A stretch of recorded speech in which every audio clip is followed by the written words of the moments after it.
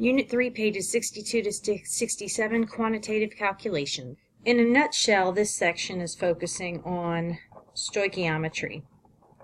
An example from everyday life: how many cups of hot chocolate can be made from 6 teaspoons of cocoa according to the following recipe? 2 teaspoons of cocoa with 2 teaspoons of sugar with 3/4 cup of milk, and you end up with 1 glass of hot chocolate. All of the relationships we need are in the recipe. 6 teaspoons of cocoa and then 2 teaspoons of cocoa is equal to 1 glass of hot chocolate, and so with this much cocoa I could end up with 3 glasses worth of hot chocolate. Notice that to use the recipe, the amount of cocoa must be known in teaspoons. If the value was given in grams, the mass would first have to be converted to teaspoons. 6 grams of cocoa is equal to however many teaspoons of cocoa, and then from the recipe, 1 glass of cocoa for every 2 teaspoons, 1 glass of hot chocolate for every 2 teaspoons of cocoa, which means you could figure out how many glasses of cocoa you could make from this amount in grams. Chemical calculations work the same way. The moles of one ingredient are related to moles of another ingredient by the stoichiometry given in the chemical recipe. And by stoichiometry, we mean the coefficients in the balanced equation. So to convert moles A into moles of B, we would use the 2:3 ratio from the balanced recipe. Suppose we wish to calculate the moles of B that will be produced from the reaction of Y moles of A. The calculation would be Y moles of A, bring down moles of A, and we're going to go from moles of A to moles of B using the ratio of the balanced equation 2:3, and then we would end up with moles of B.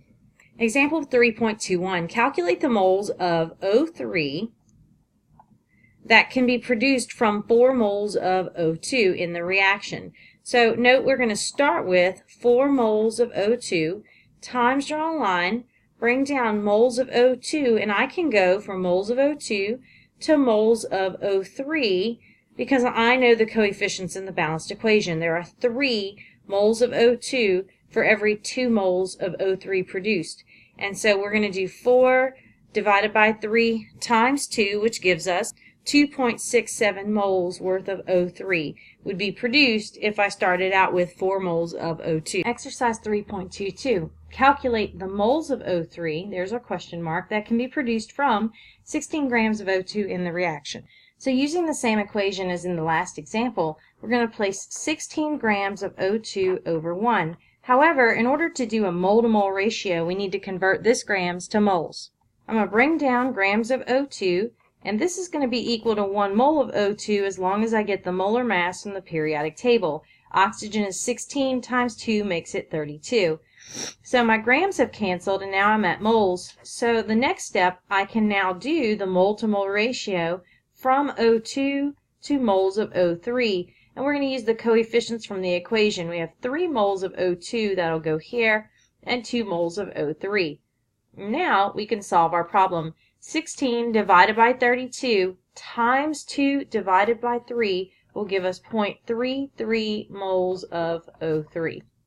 Exercise 3.23 has 2 parts, and both of them refer to the equation found on page 66. C6H12O6 yields 2 C2H5OH plus 2 CO2. So the question is, how many moles of CO2 can be produced when 0.3 moles of C6H12O6 undergo reaction? So I'm going to start with the 0.3 moles of glucose, and because this is in moles, I don't have to convert it. I can go straight into a mole-to-mole ratio between glucose and what I'm trying to find, which in this case is carbon dioxide. The ratio is 1 mole of glucose will yield 2 moles of carbon dioxide. And then we just multiply 0.3 times 2, which gives us 0.6 moles of carbon dioxide will be produced. Part 2 says how many grams of glucose would be needed if I want to yield 2 grams worth of ethanol. So we'll start with our 2.00 grams of C2H5OH times draw a line. And the problem here is I need this to be in moles in order to do the stoichiometry or mole-to-mole ratio. So I'm going to bring down grams of ethanol, and that's going to equal 1 mole of ethanol whenever I plug in the molar mass here. So Let's add up the molar mass. Carbon times 2 plus hydrogen times 6 plus oxygen is going to give me 46 grams for every 1 mole. Now that I'm at moles, I can now do a mole-to-mole ratio from the ethanol to moles of what I'm trying to determine, which in this case is the glucose. There are 2 moles of ethanol produced for every 1 mole of glucose that reacts.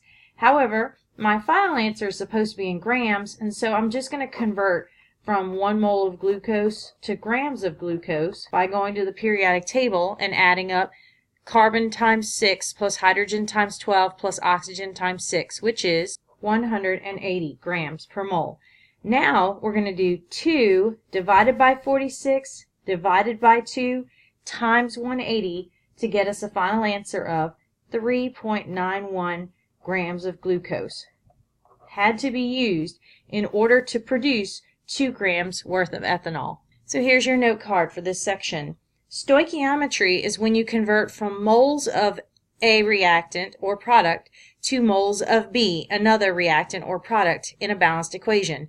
The equation must be balanced to obtain the correct ratio for the stoichiometry.